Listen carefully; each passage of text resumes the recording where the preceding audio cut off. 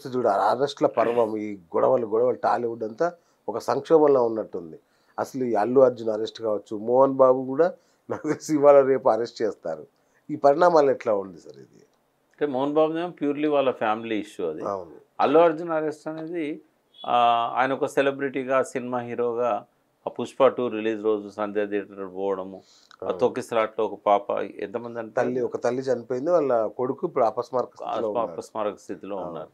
So ఒకటేంటంటే ఇటువంటి సందర్భాలలో సెలబ్రిటీస్ పోకూడదు. ఇప్పుడు ఒక నాయకుడు వస్తేనే తొక్కిసలాట జరుగుతుంది. అటువంటిది ప్రజలు ఎంతో అభిమానించే ఒక హీరో అట్లా జనంలోకి ఆ థియేటర్ రిలీజ్ రోజు పోవడం అనేది కరెక్ట్ కాదు. రాత్రి 10కి అదేంటంటే అది కరెక్ట్ కాదు. అది ఒకవేళ ఆయన ప్రేక్షకులతో థియేటర్లో ఎంజాయ్ చేయాలనుకుంటే ఎల్వి ప్రసాద్ ఐమాక్స్ థియేటర్ ఇట్లాంటి వాటిలల్లో మొత్తం థియేటర్ని తీసుకొని లిమిటెడ్గా అది ఒక రహస్యంగా ఆయనకు సంబంధించిన వాళ్ళని వీళ్ళనో పిలుచుకొని వాళ్ళ మధ్య ఎంజాయ్ చేయాలి. అది పబ్లిసిటీ స్టంట్, అది తప్పది. అదేంటంటే ఇది అంటే ఆయన రెస్పాన్సిబుల్ అవుతాడు. ఆ రకంగా రావడం అనేది కరెక్ట్ కాదు. ఇంకోటి ఏంటంటే ఒకవేళ ఆయన వచ్చినా కూడా బందోబస్తు లేకుండా రావడం కరెక్ట్ కాదు. ఇప్పుడు ముందే పోలీసులకు ఇన్ఫార్మ్ చేసి, అయితే వాళ్ళు ఏమంటున్నారంటే మేము వద్దన్నా కూడా తను వచ్చాడు, వద్దంటే వచ్చినట్టయితే ఆయనదే నేరం అవుతుంది, తప్పు అవుతుంది. కానీ ఆయన A11 A12 పెట్టారు ఆయన్ని. ఎంత ఉండని అంటే అక్కడ ఏం జరిగినా కూడా ఇన్సిడెంట్ ఆ తొక్కిసలాట జరిగింది ఆయన రావడం వల్ల. అది కాబట్టి ఆ మృతికి ఆయన నైతికంగా బాధ్యత వహించాలి. పోలీసులు కూడా సెలబ్రిటీ వచ్చిండంటే చాలా కేర్ఫుల్గా రోప్స్ పెట్టి ఆయన లోపల తీసుకెళ్ళాలి. అట్లా కాకుండా వాళ్ళ లోపం కూడా ఉంటుంది. ఇప్పుడు అక్కడ స్థానికంగా ఉన్న పోలీస్ వైఫల్యం కూడా అది కాంట్రిబ్యూటరీ నెగ్లిజెన్స్ కింద తీసుకోవాల్సిన అవసరం ఉంటుంది. థియేటర్ ఓనర్ది కూడా తప్పు ఉంటుంది. కాబట్టి ఇట్లాంటివి జరుగుతూ ఉంటాయి. అంటే మళ్ళొకసారి జరగకుండా ఇది ఒక గుణపాఠం లాగా తీసుకోవాలి. రైట్. అట్లాగే దీని వెనకాల ఏమైనా రాజకీయ కారణాలు ఉండొచ్చా? అంటే పవన్ కళ్యాణ్ ఏమన్నా అరెస్ట్ అంటే వాళ్ళంతా ఒక కుటుంబమే. జనరల్గా కుటుంబంలో ఏంటంటే ఎన్ని గొడవలున్నా కూడా ఇట్లాంటి బయట నుంచి ఏదైనా అటాక్ వచ్చినప్పుడు వాళ్ళు ఒకటవుతారు. మనం ఇంటర్నల్గా ఎన్నో ఉంటాయి, కానీ బయట నుంచి ఏదైనా వచ్చినప్పుడు వాళ్ళంతా ఒకటే అవుతారు. మోహన్ బాబు ఉన్నాడు, మోహన్ బాబుకు చిన్న కొడుకు మధ్య గొడవలు జరుగుతూ ఉన్నాయి. రేపు ఏదన్నా వేరే హీరోనో లేకుంటే వేరే ఒక బజార్ రౌడీనో వాళ్ళ కుటుంబం మీద దాడికి వస్తే వీళ్ళ మధ్య ఎన్ని గొడవలున్నా కూడా అందరు ఒకటే ఎదుర్కొంటారు. కాబట్టి పవన్ కళ్యాణ్ ఇక్కడ ఇన్ఫ్లుయెన్స్ చేస్తున్నాడని నేనైతే అనుకోవడం లేదు. కేసు ఆల్రెడీ రిజిస్టర్ అయింది కాబట్టి ఆయనే మెయిన్ కారణం కాబట్టి పోలీసులు ఆయనను అవాయిడ్ చేయలేరు.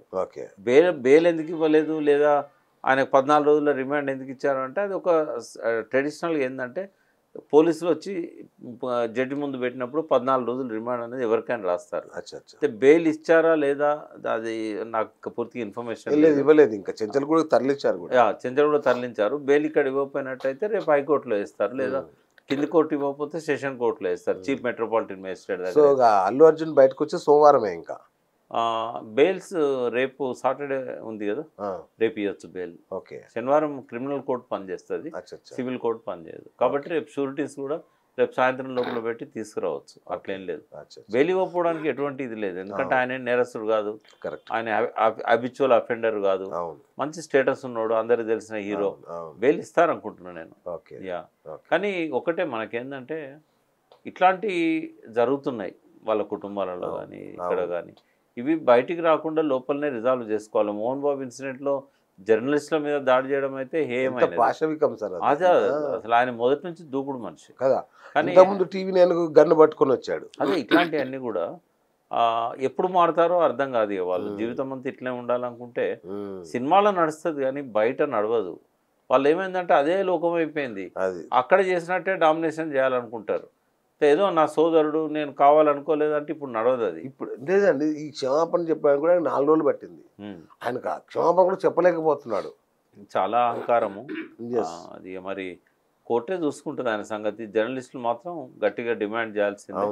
అపాలో చెప్పినంత మాత్రాన వదిలేయకూడదు. అతన్ని మీడియా నుంచి బహిష్కరించే అవకాశాలు ఏమైనా ఉంటాయా సార్? ఇట్లాంటప్పుడు మీడియా సంఘటితంగా ఇట్లా ఎవరైనా మీడియా పట్ల దురుసుగా ప్రవర్తిస్తే వాళ్ళు బ్లాక్ లిస్ట్లో పెట్టడం అనే అవకాశం ఏమైనా ఉంటుందా? అసోసియేషన్ డిసిషన్ తీసుకోవాలి. అది అంటే కొంతకాలం పాటు పెట్టాలి, తర్వాత క్షమాపణ చెప్పాడు కోర్టు చూసుకుంటుంది, బట్ కాంప్రమైజ్ కావద్దు. Exactly. ఇచ్చిన పిటిషన్ వెనక్కి తీసుకోవడం కానీ ఇట్లాంటి ఉమ్. వాళ్ళకి ఏంటంటే ఇంకా అలసైపోతుంది. అంతే ఏముంది కదా సార్ మన డబ్బులు పడితే లొంగిపోతారు. వాళ్ళు ఇచ్చిన అయిపోయినా బదనాం అయితే జర్నలిస్టుల మీద పడుతుంది. పడిపోతుంది. కాబట్టి గట్టిగా నిలబడాలి. ఇటువంటి మళ్ళీ రిపీట్ కాకుండా ఉండాలి. రేవంత్ రెడ్డి కూడా ఇష్టం వచ్చినట్టు మాట్లాడండి. ఆ మధ్య గొట్టాలు పెట్టారని. ఇప్పుడు ఎవరో గొట్టంగాళ్ళు. గొట్టంగాలు ఒకరే. ఇప్పుడు వాళ్ళనే కదా ఆయన అధికారంలోకి వచ్చింది. చూడండి ఆ గొట్టాలు ఇచ్చిన తప్పుడు ప్రచారాలు, అసత్య ప్రచారాలు కొన్ని ఛానళ్ళు ఏవైతే ఉద్దేశపూర్వకంగా ఆయన డబ్బులతో చేశాయో వాటి వల్లనే కదా ప్రజలు నమ్మి ఆయన నోట్లేసి గెలిపించారు. కాబట్టి ఎప్పుడు మీడియాకు ఆ పార్షాలిటీ ఏమి ఉండదు. కొన్ని ఛానల్స్ ఏంటంటే వాళ్ళ స్పాన్సర్డ్ ఛానల్స్ ఉంటే వాళ్ళు చేస్తుంటారు. బట్ అన్ని ఛానళ్లను అందరు జర్నలిస్టులను కలిపి ఇంకోటి ఏంటంటే ఒకప్పుడు మీరంతా మెయిన్ స్ట్రీమ్లో పనిచేసిన వాళ్ళే, వందల మంది ఉన్నారు. ఇప్పుడు వాళ్ళు ఏంటంటే యూట్యూబ్ ఛానల్స్కి వచ్చారు. ఎందుకు వచ్చారంటే వాళ్ళ మెయిన్ స్ట్రీమ్ ఛానళ్ళ కంటే ఎక్కువగా ప్రభావితం చేస్తున్నది యూట్యూబ్ మీడియానే కదా, డిజిటల్ మీడియా. కాబట్టి అది తక్కువ చేసి చూడడం అనేది కరెక్ట్ కాదు కదా. ఆ స్థాయి వ్యక్తి నేను కూడా అప్పుడు చాలా బాధపడ్డాం. అరే అమ్మ ఇంతమంది యూట్యూబర్ల సహాయంతో ఆయన నెగ్గి ఈరోజు అనడం అనేది చాలా అసలు ఆయన మొదటి నుంచి దూకుడు మనిషి కదా.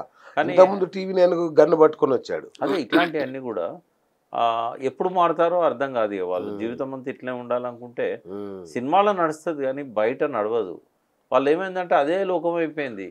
అక్కడ చేసినట్టే డామినేషన్ చేయాలనుకుంటారు. ఏదో నా సోదరుడు నేను కావాలనుకోలేదంటే ఇప్పుడు నడవదు. అది ఇప్పుడు లేదండి. ఈ క్షమాపణ చెప్పడానికి కూడా 4 రోజులు పట్టింది. ఆయనకు క్షమాపణ కూడా చెప్పలేకపోతున్నాడు. చాలా అహంకారము. అది మరి కోర్టే చూసుకుంటుంది ఆయన సంగతి. జర్నలిస్టులు మాత్రం గట్టిగా డిమాండ్ చేయాల్సింది. అపాలో చెప్పినంత మాత్రాన వదిలేయకూడదు. అతన్ని మీడియా నుంచి బహిష్కరించే అవకాశాలు ఏమైనా ఉంటాయా సార్? ఇట్లాంటప్పుడు మీడియా సంఘటితంగా ఇట్లా ఎవరైనా మీడియా పట్ల దురుసుగా ప్రవర్తిస్తే వాళ్ళు బ్లాక్ లిస్ట్లో పెట్టడం అనే అవకాశం ఏమైనా ఉంటుందా? అసోసియేషన్ డిసిషన్ తీసుకోవాలి. అది అంటే కొంతకాలం పాటు పెట్టాలి. తర్వాత క్షమాపణ చెప్పాడు, కోర్టు చూసుకుంటుంది. బట్ కాంప్రమైజ్ కావద్దు. ఇచ్చిన పిటిషన్ వెనక్కి తీసుకోవడం కానీ ఇట్లాంటి వాళ్ళకి ఏంటంటే ఇంకా అలసైపోతుంది. ఏముంది మన డబ్బులు పడితే లొంగిపోతారు. వాళ్ళు ఇచ్చిన అయిపోయినా బదనాం అయితే జర్నలిస్టుల మీద పడుతుంది. కాబట్టి గట్టిగా నిలబడాలి. ఇటువంటి మళ్ళీ రిపీట్ కాకుండా ఉండాలి. రేవంత్ రెడ్డి కూడా ఇష్టం వచ్చినట్టు మాట్లాడండి. ఆ మధ్య గొట్టాలు పెట్టారని. ఇప్పుడు ఎవరో గొట్టంగాళ్ళు ఒకరే. ఇప్పుడు వాళ్ళనే కదా ఆయన అధికారంలోకి వచ్చింది. చూడండి ఆ గొట్టాలు ఇచ్చిన తప్పుడు ప్రచారాలు, అసత్య ప్రచారాలు కొన్ని ఛానళ్ళు ఏవైతే ఉద్దేశపూర్వకంగా ఆయన డబ్బులతో చేశాయో వాటి వల్లనే కదా ప్రజలు నమ్మి ఆయన నోట్లేసి గెలిపించారు. కాబట్టి ఎప్పుడు మీడియాకు ఆ పార్షాలిటీ ఏమి ఉండదు. కొన్ని ఛానల్స్ ఏంటంటే వాళ్ళ స్పాన్సర్డ్ ఛానల్స్ ఉంటే వాళ్ళు చేస్తుంటారు. బట్ అన్ని ఛానళ్లను అందరు జర్నలిస్టులను కలిపి ఇంకోటి ఏంటంటే ఒకప్పుడు మీరంతా మెయిన్ స్ట్రీమ్లో పనిచేసిన వాళ్ళే, వందల మంది ఉన్నారు. ఇప్పుడు వాళ్ళు ఏంటంటే యూట్యూబ్ ఛానల్స్కి వచ్చారు. ఎందుకు వచ్చారంటే వాళ్ళ మెయిన్ స్ట్రీమ్ ఛానళ్ళ కంటే ఎక్కువగా ప్రభావితం చేస్తున్నది యూట్యూబ్ మీడియానే కదా, డిజిటల్ మీడియా. కాబట్టి అది తక్కువ చేసి చూడడం అనేది కరెక్ట్ కాదు కదా. ఆ స్థాయి వ్యక్తి నేను కూడా అప్పుడు చాలా బాధపడ్డాం. అరే అమ్మ ఇంతమంది యూట్యూబర్ల సహాయంతో ఆయన నెగ్గి ఈరోజు అనడం అనేది చాలా